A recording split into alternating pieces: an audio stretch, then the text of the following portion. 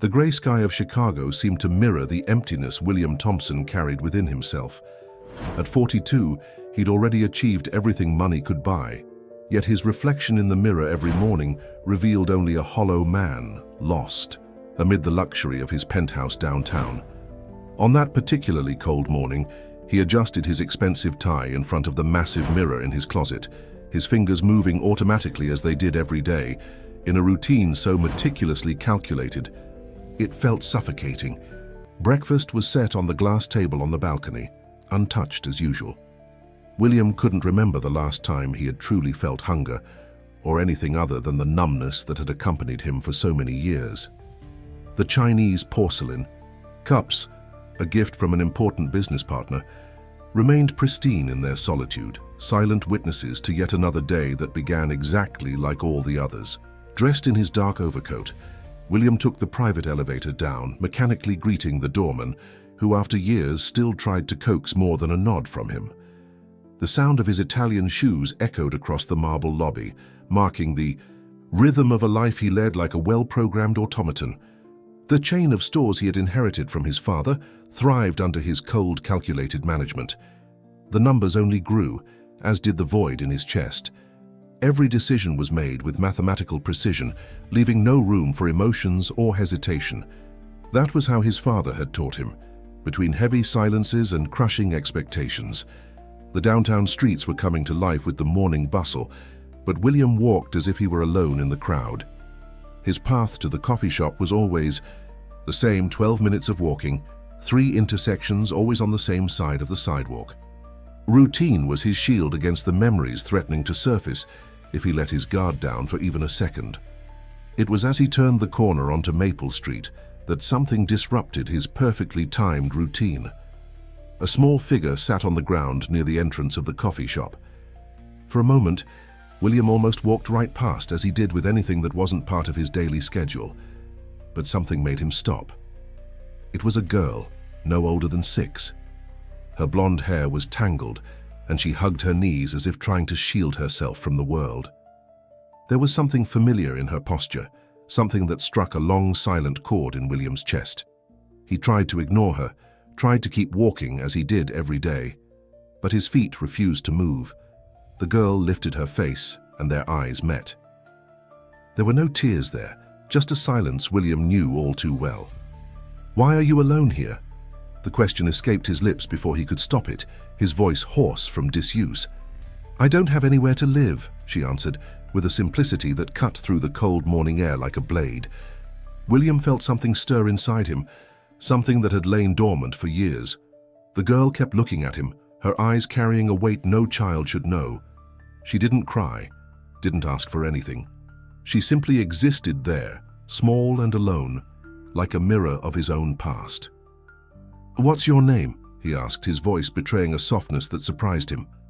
"Luna," she answered, and the name sounded like a musical note amid the city's noise. William looked around, hoping to see an adult, someone responsible. But the street carried on as usual, indifferent to little Luna's presence. People hurried by, some casting curious glances, but no one stopped, no one cared. He should call the police or social services. It was the proper procedure, the logical thing to do. But something held him back. Maybe it was her eyes, so much like his own as a child. Maybe it was the way she held herself with dignity in her solitude, without pleas or dramatics. "Are you hungry?" he heard himself ask, and once again his voice sounded strange to his own ears. Luna gave a slight nod, and William realized his perfectly planned routine had just been completely upended. He reached out his hand, a gesture he hadn't made in so long he'd almost forgotten the warmth of another human being. Luna's small hand met his, and in that moment, something shifted in William Thompson's private universe. The man who had everything but had never truly lived felt the first tremor of a change he didn't yet fully understand. As they stepped into the coffee shop, William didn't know this moment would mark the beginning of a journey that would transform not just his life, but his very essence. Outside, the morning remained overcast, but for the first time in years, he felt something other than the usual emptiness in his chest. It was unsettling, disturbing, and yet strangely comforting. Inside the coffee shop, William watched silently as Luna ate a chocolate croissant. Her movements were restrained, almost mechanical, as if she feared the food might disappear if she showed too much enthusiasm. Every gesture revealed a story of deprivation he didn't dare imagine. "How long have you been on the street?" he asked, trying to keep his voice neutral, professional, as if he were leading one of his business meetings. Luna shrugged, a surprisingly grown-up gesture for someone so small. "I don't really know. Ever since Grandma went to sleep and didn't wake up." The answer hit William like a punch to the gut. He knew that feeling all too well, losing someone like that overnight, without warning or goodbye. His own memories threatened to surface, but he pushed them back down into the depths of his mind, where he usually kept them locked away. "What about your parents?" The question came out harsher than he intended. "Never knew them," she answered simply, wiping crumbs from her mouth with a napkin, then folding it carefully, as if she wanted to leave as little trace of herself as possible. William picked up his phone, fingers hovering over the keypad. He should call the authorities now. It was the right thing to do, but something stopped him. Maybe it was the memories of his own experience with institutions, the coldness of procedures, the loneliness of shared dorms. "Do you have somewhere to go?" he asked, already knowing the answer. Luna shook her head, her eyes fixed on the table as if bracing herself to be dismissed. William felt something crack inside him, a fissure in his carefully built armor. "Come with me," he said, surprising himself. "Just for tonight, until we figure something out." The walk to his penthouse was silent. Luna held his hand tightly but showed no emotion. In the elevator, William noticed how she stood straight, as if trying to take up as little space as possible. When they entered the apartment, Luna stopped in the doorway, her eyes scanning the room with a mix of awe and apprehension. "Can I take off my shoes?" she asked softly. William nodded, watching as she carefully untied her worn-out sneakers. There was something deeply unsettling about how such a small child could be so concerned about not being a bother. "You can use the guest room," he said, guiding her down the hallway. "The bathroom's right there. Clean towels are in the cabinet." Luna entered the room as if stepping onto a minefield, her movements calculated and silent. William left her alone, retreating to his office. He needed to think, to plan the next steps. This couldn't go on like this. It wasn't right, it wasn't safe. But when he returned to check on Luna an hour later, he found the room impeccably tidy. The girl was sitting on the edge of the bed, her hair damp from a shower, wearing the same clothes, now visibly clean and still wet from her attempts to wash them in the sink. "Sorry," she said the moment she saw him. "I tried to keep everything organized." William felt something strange in his throat, a knot he hadn't experienced in a long time. "You don't have to apologize," he said, his voice softer than he intended. "And you don't have to wash your clothes. We can buy you new ones." Luna's eyes widened slightly, but she said nothing. She only nodded, as if accepting an inevitable sentence. That night, William couldn't sleep. He stayed in his office, staring out the window while his mind spun in endless circles. What was he doing? Why hadn't he just called the authorities? Why did this quiet child and her shadow-filled eyes affect him so much? Around midnight, he heard a soft noise from the hallway. He found Luna in the kitchen, meticulously wiping the counter where she had spilled a few drops of water. "Sorry," she whispered. "I was just thirsty." "Stop apologizing," William said, more sharply than he meant to. He saw her flinch slightly and immediately regretted his tone. "I mean, this is your home now. At least for a while." The words came out before he could think them through, and by the time he realized what he'd said, it was already too late. Luna stared at him with an intensity that completely disarmed him. "For how long?" she asked, her voice barely a whisper. "I don't know," he answered honestly, "but we'll figure it out, okay?" She nodded, and for the first time since he'd met her, William saw a faint smile form on her lips. It was so subtle, so fleeting, he might have imagined it. But that brief moment of vulnerability stirred something inside him, something he thought had died long ago. As he watched her return to her room, William realized he had just made a promise he wasn't sure he could keep. And the scariest part was that, for the first time in years, he actually cared. The following days brought a strangely new routine to William's apartment. For the first time in years, the silent hallways echoed with small sounds of life. Soft footsteps, the distant rush of running water, the occasional clink of silverware. Luna moved through the house like a gentle ghost, always trying to minimize her presence, always tidying everything she touched. In the first week, William tried to maintain his usual routine at the office, leaving Luna with one of the maids he'd hired specifically to look after her. But the constant calls unsettled him. The girl wasn't eating properly, she wouldn't speak. She just sat by the window, staring at the city below. "Mr. Thompson," said Mary, the maid, on the third day. She spent the whole afternoon cleaning the room. When I told her that wasn't her job, she started trembling. "I think something's wrong." William came home early that day, finding Luna exactly where Mary had said, kneeling on the bedroom floor, meticulously arranging the fringe of the rug. Her small hands moved with a precision that was unsettling for someone so young. "So you don't have to do that," he said, standing in the doorway. Luna froze for a moment, then continued her work. "I like keeping things tidy," she replied softly. "Grandma always said we have to earn our place." The words hit William like a physical blow. How many times had his own father said something similar? How many nights had he spent rearranging his room, his books, his clothes, trying to prove he deserved a love that never came? "Luna," he called, his voice gentler. "Look at me." The girl obeyed, her wide, frightened eyes meeting his. "How you don't have to earn a place here, you already have one." The words came out before he could think, and for a moment William wondered if he was saying it to Luna or to himself.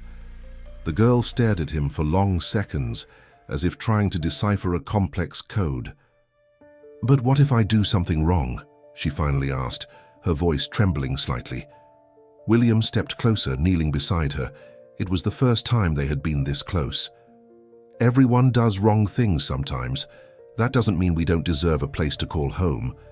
Luna looked down at her small hands, now resting on the rug. "Grandma used to get really mad when I did something wrong. She said she already had too many problems to worry about me." William's heart tightened.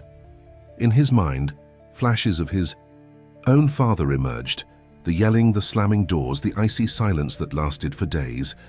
"Your grandmother was wrong," he said firmly. "Children aren't problems."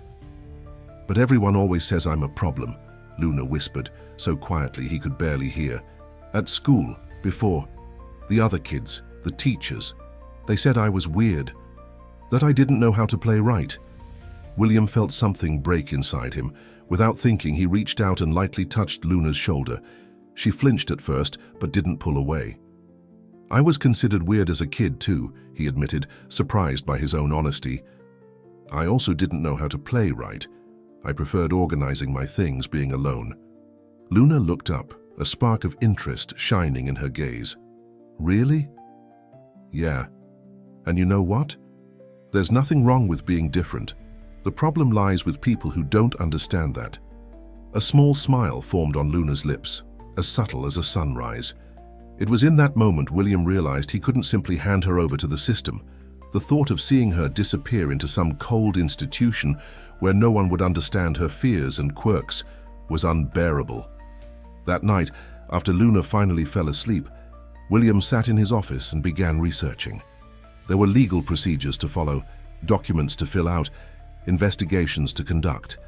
The idea of temporary guardianship began taking shape in his mind, even as a voice inside screamed that he was crazy for even considering it. But when he woke the next morning, he found his newspaper neatly folded on the coffee table and a steaming cup waiting for him. Luna was sitting quietly on the sofa, flipping through one of the books he had bought for her. "Good morning," she said timidly. "I noticed how you always fold the newspaper, so..." William felt something warm spread through his chest, something he couldn't name. "Thank you," he replied, his voice rough with restrained emotion. It was in that moment, watching that small figure trying so desperately to find her place in the world, that William knew there was no turning back. He would fight for her, even if it meant taking on the entire system, even if it meant reopening his own wounds in the process. What he didn't yet know was that this decision would set off a chain of events that would change not only their lives, but also how they saw the world and themselves. The weeks began to pass, and with them, a new routine settled into the apartment. William cut back his hours at the office, delegating more responsibilities to his managers. For the first time in his life, work was no longer his sole priority. Mornings now began with shared breakfasts, even if still quiet, and nights ended with Luna showing him the drawings she had made during the day. But not everything was peaceful. Nights were particularly hard. William often woke to muffled sounds coming from Luna's room. The first time it happened, he found her curled up in a corner, trembling, her eyes fixed on something only she could see. "It's okay," he tried to say, approaching slowly. "It was just a nightmare." But Luna shook her head violently. "Not nightmare," she whispered. "Memory." Those words haunted him for days. William knew all too well the difference between nightmares and memories. He understood how the latter could eat away at a person's soul from the inside, leaving invisible scars that never truly healed. During the day, Luna continued her organizing rituals, but now there was something different in her movements. It was no longer just a desperate attempt to prove her worth. There was purpose there, a form of communication William was beginning to understand. "Why do you like tidying things up so much?" he asked one afternoon, watching her meticulously arrange the library books by color. Luna paused for a moment, considering the question. "When everything is in its right place," she finally said, "it feels like the world makes more sense, like I can at least control something." William felt a tightness in his chest. That was exactly how he had felt as a boy, spending hours rearranging his room after yet another argument with his father. It was his way of creating order in chaos, of asserting some control in a world that seemed determined to hurt him. But moments of connection were often interrupted by painful memories. One afternoon, while grocery shopping, Luna suddenly hid behind William, trembling. "What's wrong?" he asked, concerned. "That woman," Luna whispered, discreetly pointing to a lady passing through the aisle. "She looks like the social worker who came to take my friend Anna from the orphanage." It was the first time Luna had mentioned anything about her past in an institution. William's heart clenched. "You were in an orphanage?" Luna nodded slightly. "For a while, after Grandma, but I couldn't stay there. It was too loud, too many people, and they always wanted me to be different than I was." William abandoned the shopping cart right then and took Luna home. That night, as the girls slept, he allowed himself to cry for the first time in years. He cried for Luna, for himself, for all the children who had ever felt out of place in the world. Weeks turned into months, and William began to notice subtle changes in Luna. She was still quiet, still had moments of fear and anxiety, but now she occasionally smiled when he came home. Sometimes she even made small jokes, her sense of humor surprisingly sharp for someone so young. But there were also the looks, the whispers from neighbors when they went out together, the veiled questions from his employees about the temporary situation in his home. William tried to ignore it, but he knew it was only a matter of time before someone started asking more serious questions. And then, on a seemingly normal Thursday, everything began to unravel.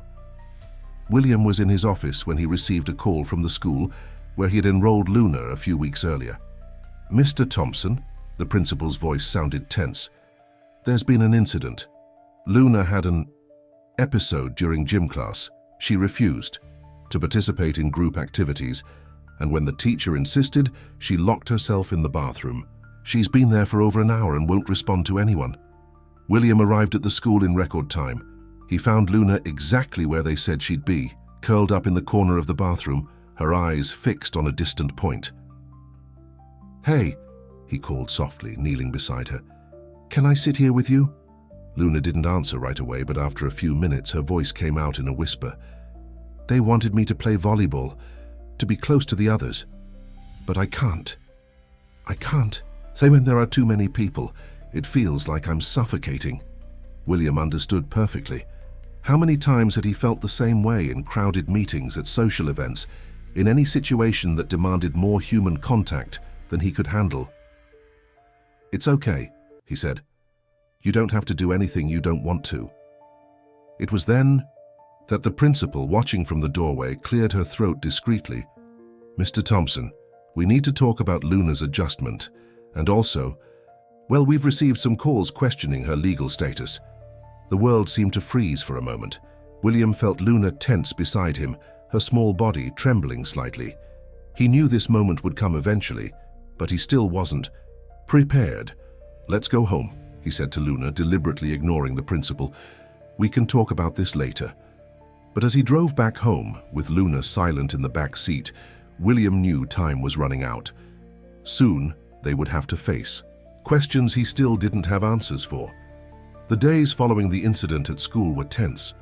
William tried to maintain an appearance of normalcy, but he could feel that something had changed. Luna was quieter than usual, if that was even possible. Her organizing rituals became more frequent and obsessive. Several times during the night, he found her rearranging the books on the shelf or realigning the shoes by the entrance. One morning, as they sat in silence over breakfast, the doorbell rang. It was Larry Peterson, his longtime lawyer, and perhaps the only person William considered close to a friend. "We need to talk," Larry said, his usually cheerful face now serious. "In private." William led Larry to his office, though not before noticing how Luna shrank at the sight of the visitor, her eyes following them with a mix of fear and resignation. "There are rumors circulating, William," Larry began as soon as the door closed. "People are asking questions about the girl, about how she ended up here, about the legality of the situation." William sank heavily into his chair. "I know."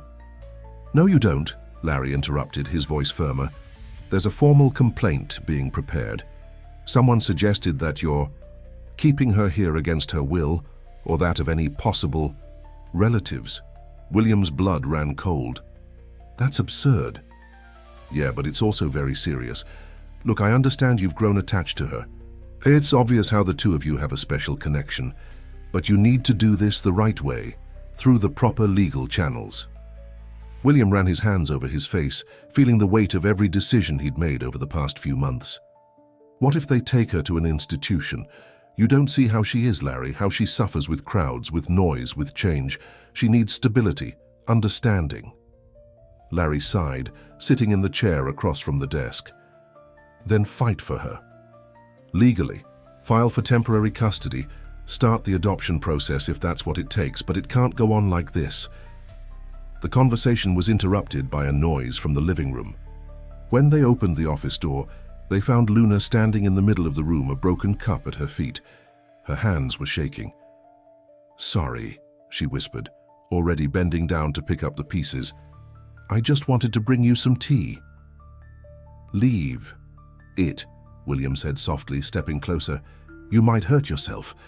But Luna kept gathering the shards, her hands moving quickly, almost frantically. "I need to clean up.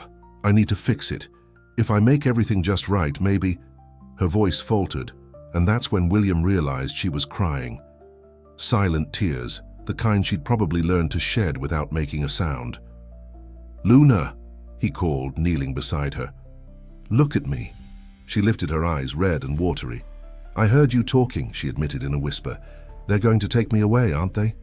Larry, who was watching from the office door, cleared his throat discreetly. "I'll let you two talk," he said, heading for the exit. But before leaving, he added, "William, think about what I said. You have until the end of the week." When they were alone, William helped Luna up, guiding her to the sofa. For several minutes, they just sat there in silence. "I don't want to leave," Luna finally said, her voice so quiet he could barely hear. "But I also don't want you to get into trouble because of me. Maybe it's better if I go before they come for me." William felt his heart tighten.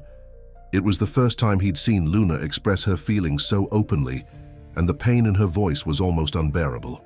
"Listen," he said, turning to face her directly. "We'll figure this out, I promise. I won't let them take you anywhere.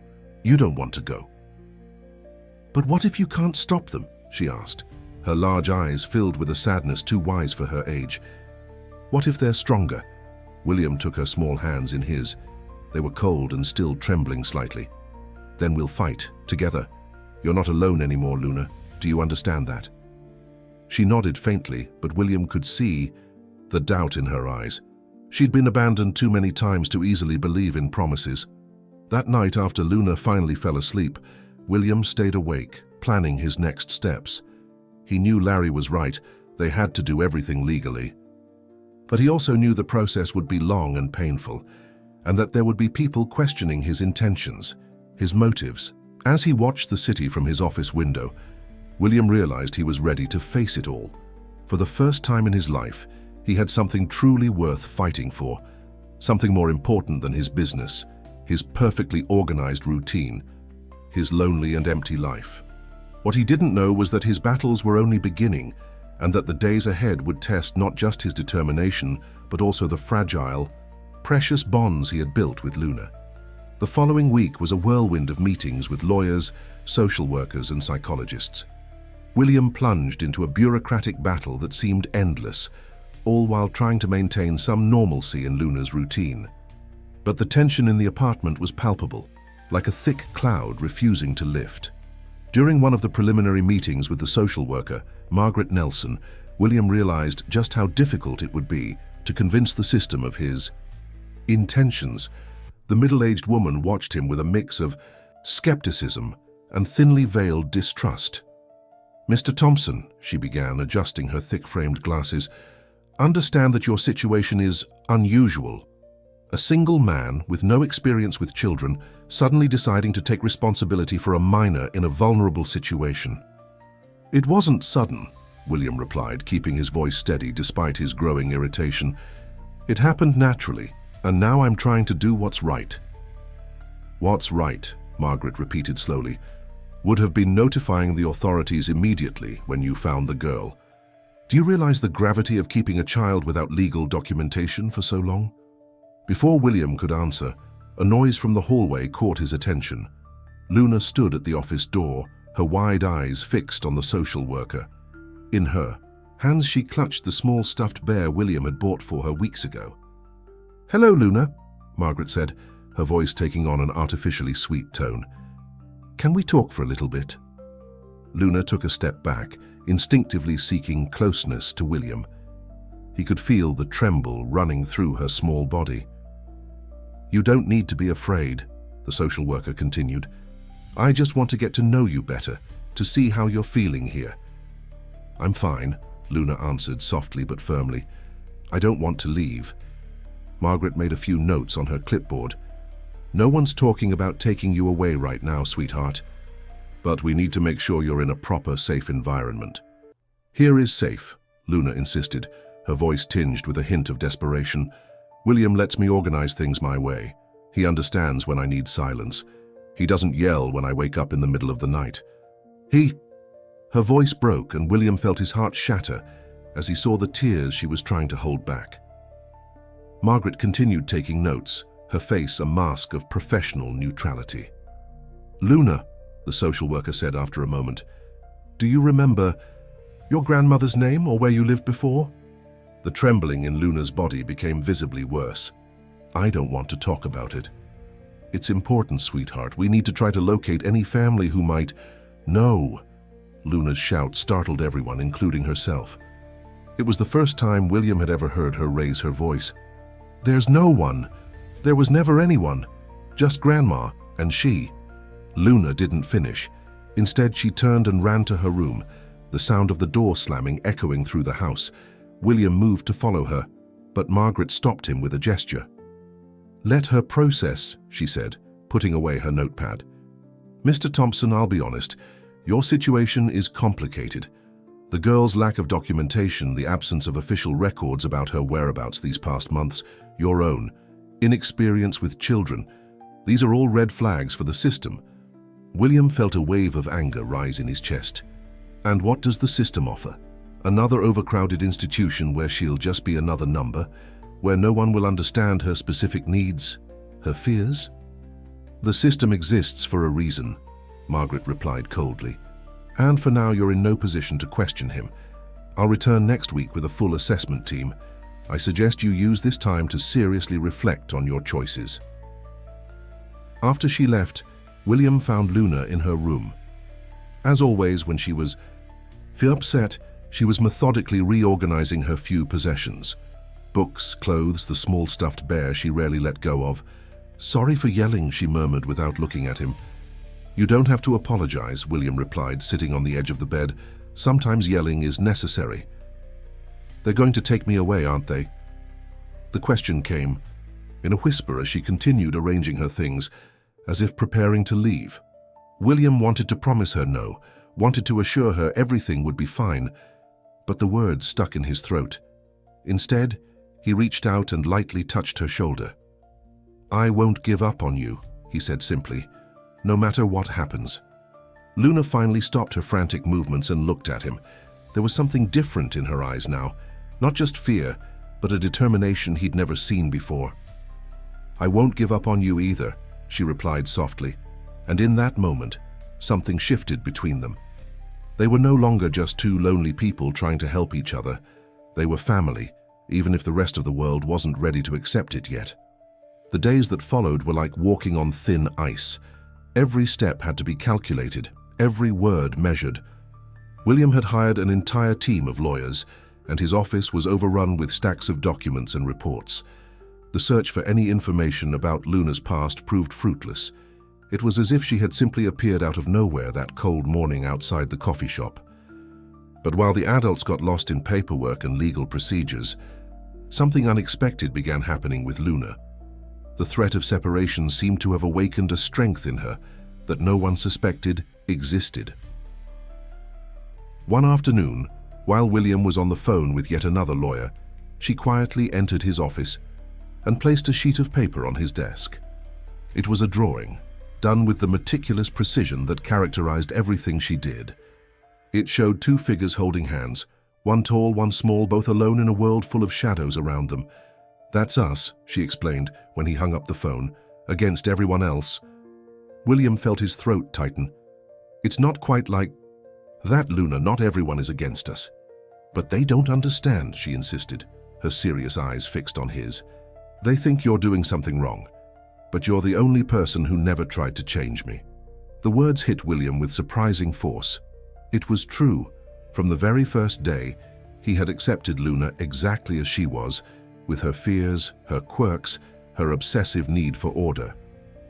Maybe because he knew all too well what it felt like to be considered different. The next day, during yet another visit from the evaluation team, Luna surprised everyone. Instead of hiding in her room as she usually did, she stayed in the living room, sitting upright in her favorite chair, answering questions with a calmness that seemed beyond her years. "How do you feel living here, Luna?" asked the psychologist, a young woman who seemed genuinely interested. "Safe," Luna replied simply. "Here, I can be myself." "And what is it like to be yourself?" Luna thought for a moment before answering. "It's being able to arrange my things, the way that makes me feel calm.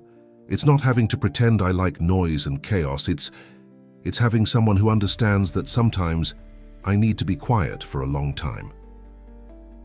The psychologist took a few notes before continuing.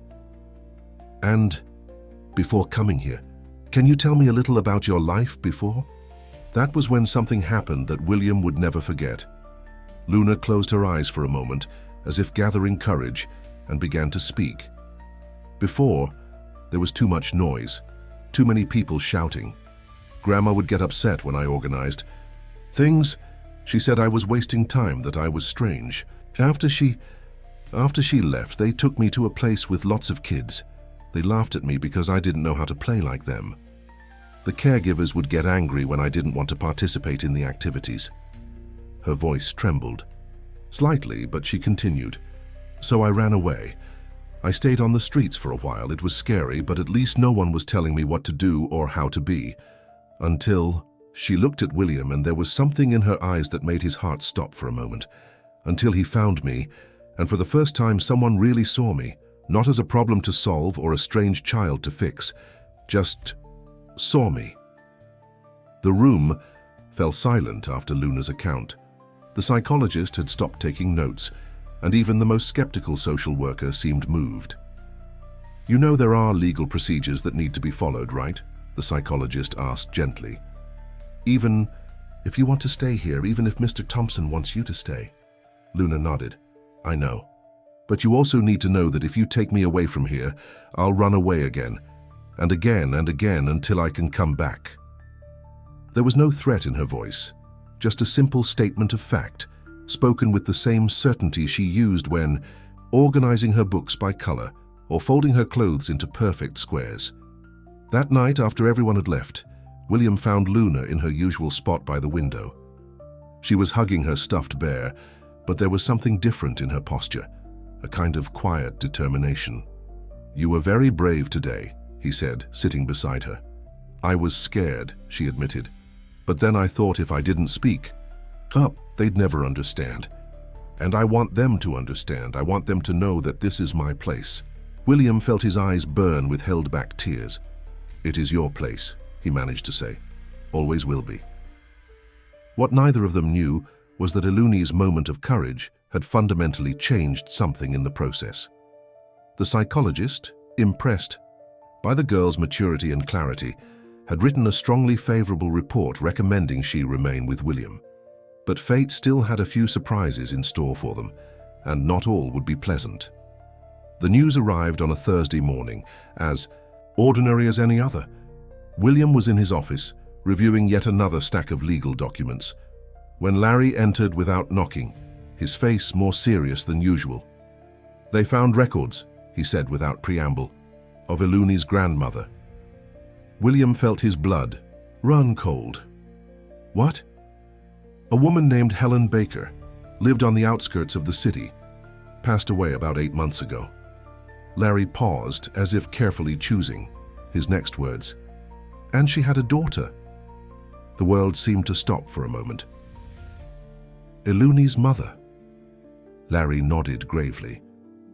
"Sophie Baker. Well, she's alive, William.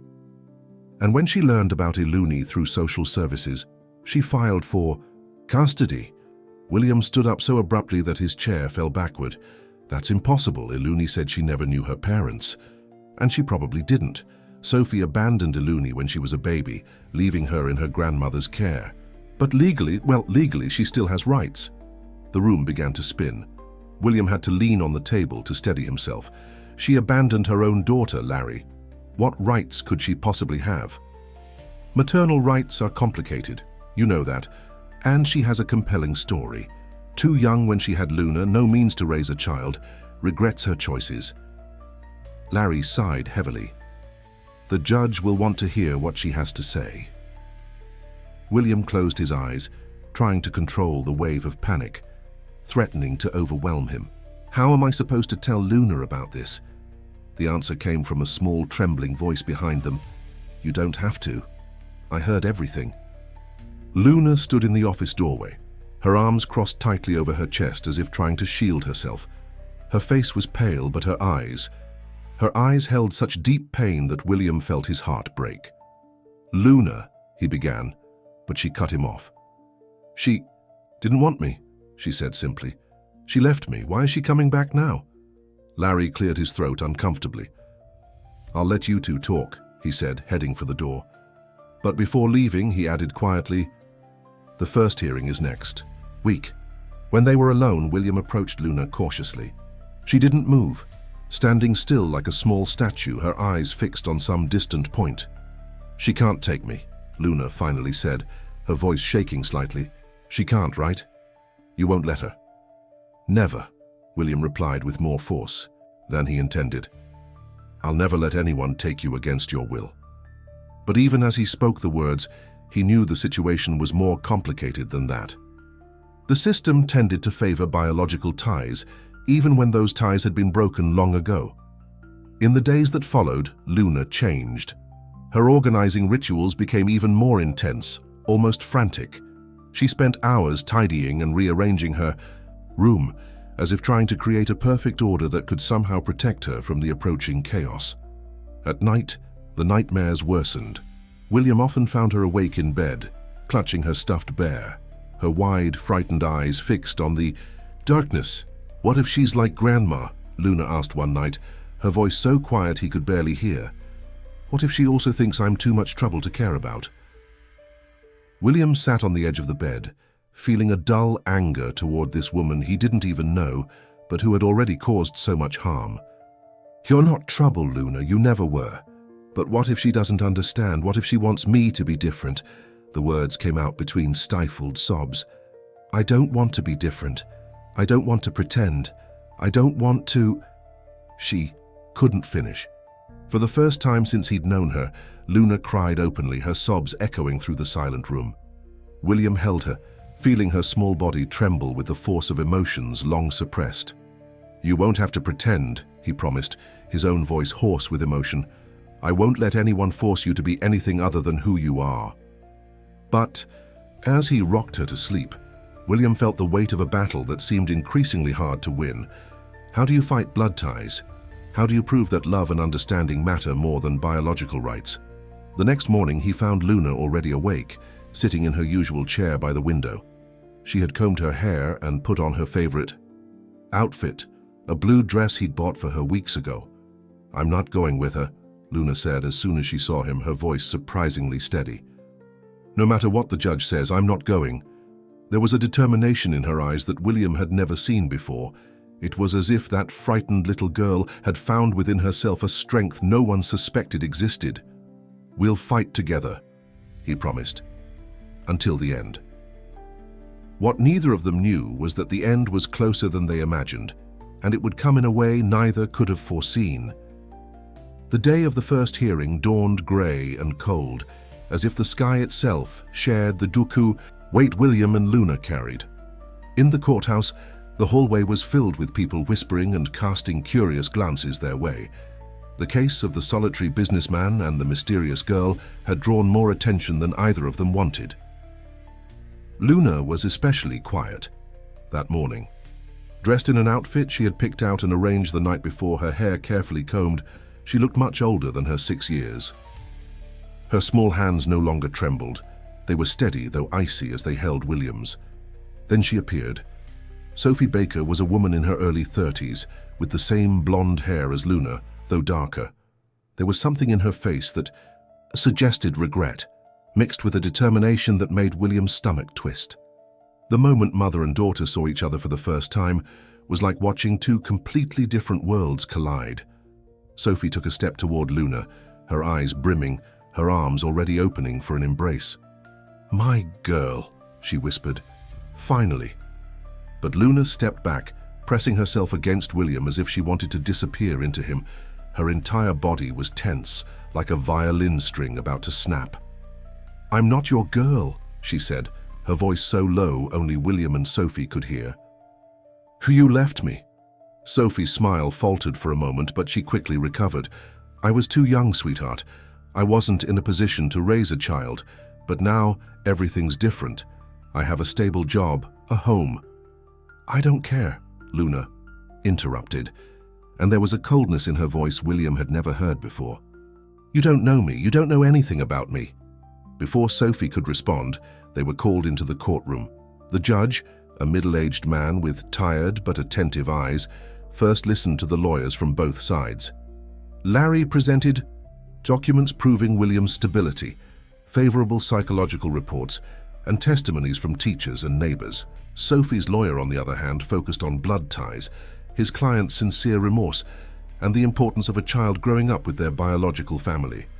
He submitted documents showing that Sophie had settled down, had a job as a teacher at an elementary school, and had been married for 2 years. Then came the moment everyone dreaded. Luna was called to speak. "Miss Baker," the judge said gently, "do you understand why you're here today?" Luna nodded, her back perfectly straight in the oversized chair. "Yes, Your Honor, I'm here. Because she pointed at Sophie without looking directly at her, "wants to take me away from my dad." A murmur spread through the room. It was the first time Luna had referred to William as her father. "Luna," Sophie interjected, her voice choked. "I'm your mother, your real father." "No!" Luna's voice cut through the air like a whip. "Dad is the one who cares. Dad is the one who understands. Dad is the one who stays when everyone else leaves." She paused for a moment, taking a deep breath like William had taught her when she felt too anxious. "You want to know the truth. Everyone always wanted me to be different. Grandma yelled when I arranged things my way. At the orphanage, they laughed at me because I didn't know how to play like the other kids. But William, he never asked me to change. He understands when I need silence. He doesn't get mad when I have to check if all the books are lined up before bed. Tears began streaming down Sophie's face, but Luna continued, her voice growing stronger with every word. She says she has a nice house now, a good job, but she doesn't know I can't sleep without checking all the doors 3 times. She doesn't know loud noises make me want to scream. She doesn't know I need to organize my clothes by color to feel safe. The room was completely silent now, all eyes fixed on the small figure speaking with surprising eloquence for her age. I don't want to go with her, Luna concluded, her voice finally trembling slightly. Please don't make me go. He's my family now, the only one who ever wanted to accept me for who I am. The judge looked at Luna for a long moment, then at Sophie, who was silently crying, and finally at William, who could barely breathe. This hearing is adjourned, he announced at last. I'll need more time to consider all aspects of this case. As they left the room, Sophie tried once more to approach Luna. Please, give me a chance, she begged. I can learn. I can understand. But Luna just turned away and buried her face in William's coat, her small shoulders shaking with suppressed sobs. What none of them noticed in that moment of intense emotional drama was the shadowy figure watching them from across the hallway, jotting notes in a small notebook. A reporter from the local paper, who the next day would turn this private story into a public spectacle that would change everything. The morning newspaper's headline hit like a punch to the gut. Reclusive millionaire in custody battle for abandoned child. Regretful mother fights to reclaim daughter.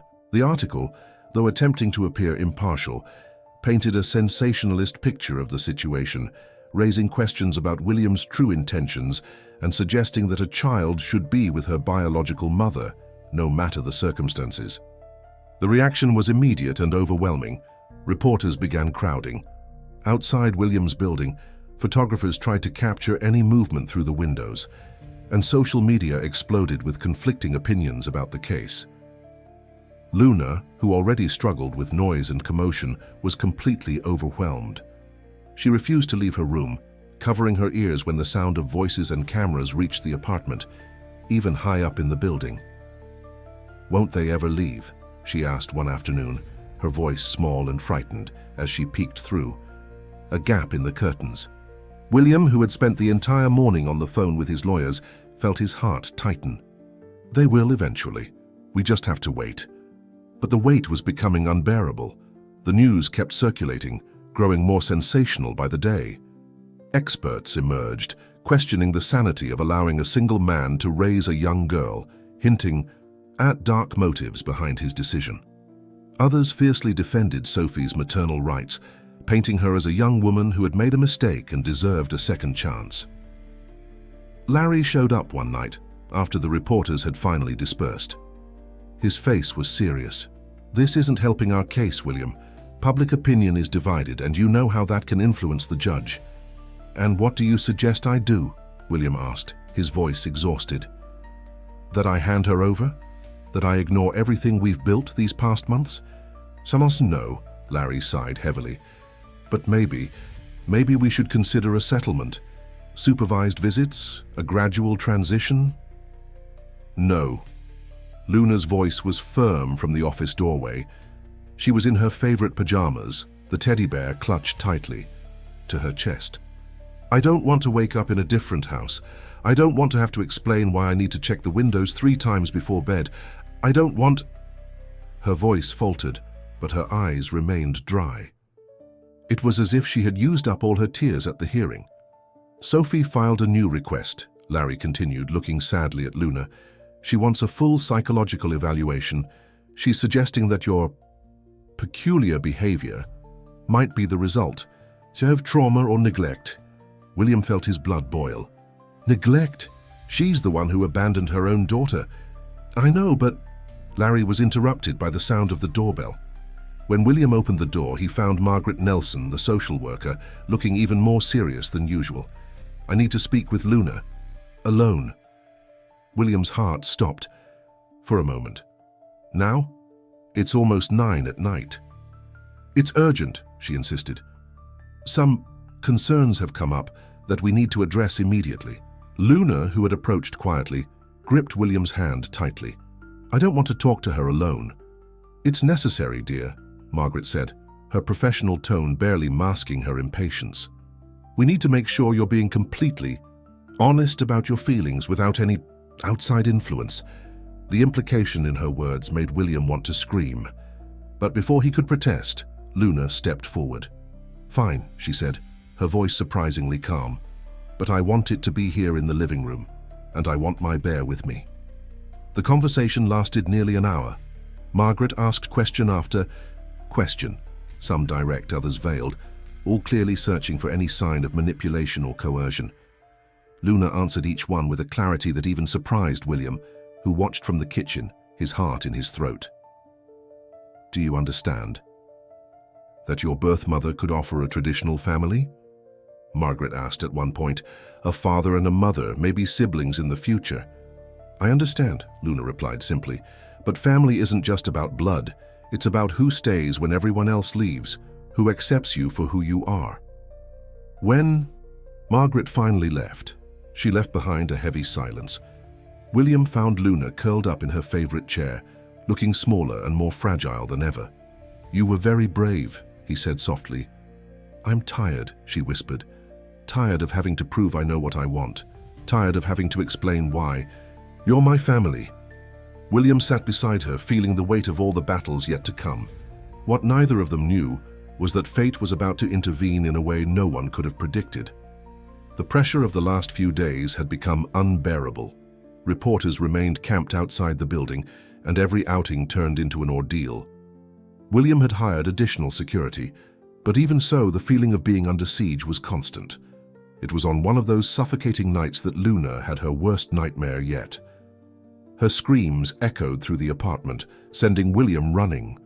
To her room, he found her sitting on the bed, trembling violently, her wide eyes fixed on something only she could see. They were taking me, she whispered when she finally found her voice. They tore me away from you, and I couldn't scream. I couldn't do anything. William sat beside her, letting her nestle against his chest, something she rarely did.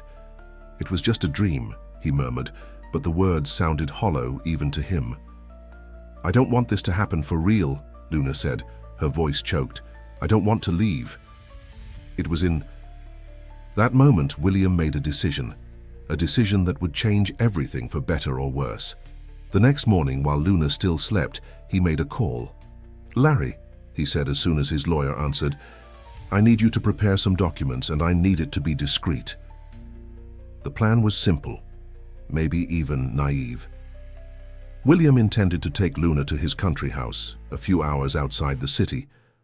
A calm, quiet place where they could wait out the media storm, where she could find peace and recover from the trauma of the past weeks. But fate had other plans. That same afternoon, as William finalized the travel arrangements, Sophie Baker appeared, unannounced in his office. She looked different from the last time they'd seen her. Her face was pale, marked by deep shadows under her eyes. We need to talk, she said without preamble. No lawyers, no cameras, just the two of us. William hesitated, but something in her expression made him agree. He led her to his office, closing the door carefully so Luna, who was in her room, wouldn't hear them. You won, Sophie said as soon as they sat down. Not in the way you think, but you won. This isn't a competition, William replied automatically. No, it's not. Sophie ran her hands over her face, suddenly looking very tired. You know, when I found out about Luna, I thought it was my chance to fix everything. To be the mother I never was. I thought it would be easy. After all, she's my daughter, my blood. She paused, staring out the window for a long moment before continuing. But then I saw her in court. I heard how she spoke, how she thought. And I realized I don't know her. I don't know who she is, what she likes, what she's afraid of. And more than that, I realized I might not be able to give her what she needs. William felt his throat tighten. What are you saying? I'm saying I'm dropping the custody request, Sophie answered, her voice trembling slightly. Not because I don't love her, God knows I do, even if I don't have that right. but because sometimes loving someone means recognizing that another person might be better for your child than you. The words hung heavy in the air between them. Why? William finally managed to ask. Because I saw how she looks at you, how she trusts you, how you understand her needs without her having to explain. Sophie wiped away a single tear. Because I realized being a mother isn't about rights or blood. It's about doing what's best for her. At that moment, a small noise made them turn. Luna was standing in the office doorway, her large eyes shifting between the two adults. I heard, she said simply. Sophie stood up, taking a few hesitant steps toward her daughter. Luna, Are you really going to let me stay? Luna interrupted, her voice small but firm. I am, Sophie replied, tears now streaming freely down her face. Because you deserve to be happy. You deserve to stay where you feel safe. Understood? Luna stayed silent for a long moment, just looking at the woman who was her biological mother, but who until a few weeks ago had been nothing more than a stranger. Thank you, she finally said. And then, surprising everyone, including herself, she took 2 steps forward and briefly hugged Sophie. It was a quick embrace, almost formal, but filled with a meaning neither of them could put into words. When Sophie left a few minutes later, she left behind more than just a legal waiver. She left the possibility of a different future, where maybe, with time and patience, she could build some kind of relationship with the daughter she had abandoned, not as a mother, but as someone who had learned that true love sometimes means letting go. William and Luna sat in silence for a long time after she left, just side by side, processing everything that had happened. It was Luna who finally broke the silence. Can we still go to the country house? She asked, surprising William. Just for a few days, just the 2 of us. William smiled, feeling as if a huge weight had been lifted from his shoulders. Of course, we can. What they didn't know was that this trip would mark not the end of their story, but the true beginning of their life as a family. 9 years had passed since that afternoon in William's office. Time, that tireless artist, had painted its own colors onto the canvas of their lives, turning scars into memories, fears into strength. The country house, which was meant to be a temporary refuge, ended up becoming their permanent home. William sold most of his stores, keeping just enough for them to live comfortably. The penthouse in the city, with its cold walls and tense memories, was traded for the warmth of a house surrounded by gardens that Luna tended to with the same meticulous care she gave to everything in her life. At 15, Luna still held on to many of her distinctive traits. She still organized her books by color, still needed to check the doors before bed, still felt overwhelmed in overly loud places, but now there was a steadiness in her movements, a quiet acceptance of who she was. You know, she said one autumn afternoon while arranging her plants by height, the other day a girl at school asked me why I'm so particular about things. William, who was helping rearrange the pots, raised an eyebrow. And what did you say? I told her that's just how my brain works, that for some people, order is as necessary as air. She smiled, a soft smile that lit up her eyes. And I said I'm lucky to have a dad who gets that. The word dad still made William's heart skip. Even after all these years, even after the adoption had been finalized, there were moments when he could hardly believe the journey that had brought them here. Sophie kept her word. In the early years, she kept her distance, sending only birthday and Christmas cards.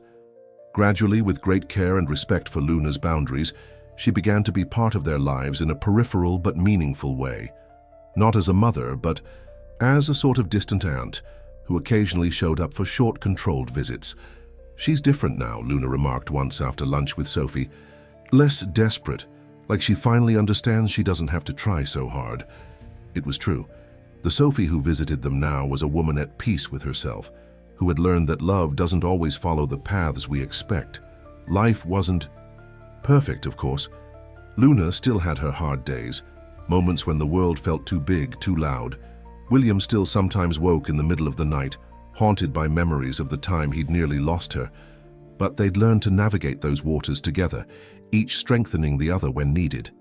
That particular afternoon, as they finished organizing the garden, Luna found something half buried in the dirt, the old stuffed bear William had bought for her in those early days. It was dirty and worn but still recognizable. "Remember that day?" she asked, carefully cleaning the little toy. "When you bought him for me?" "How could I forget?" William replied, sitting beside her on the garden bench. "It was the third day. After you came to live with me, you had just had a nightmare and I didn't know what to do. You took me for hot chocolate," Luna continued, a soft smile on her lips. "And when we passed the toy store, you asked if I wanted to pick something. And you stood in front of the display for a full 15 minutes, mentally arranging all the bears by size before choosing this one." They laughed together at the memory, a gentle, knowing laugh of those who had shared far more than just happy moments. "Dad?" Luna called after a comfortable silence. "Thank you for never giving up, for fighting for me even when everything seemed impossible." William felt his eyes burn. "No, sweetheart, thank you for teaching me that family isn't about blood or papers. It's about choosing to stay, even when it would be easier to walk away."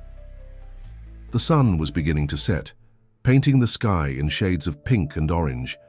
In the meticulously kept garden, father and daughter remained seated in silence, the old stuffed bear between them, a tangible reminder of how love can bloom in the most unexpected places, and how sometimes the strongest families are the ones we build, not the ones we're born into.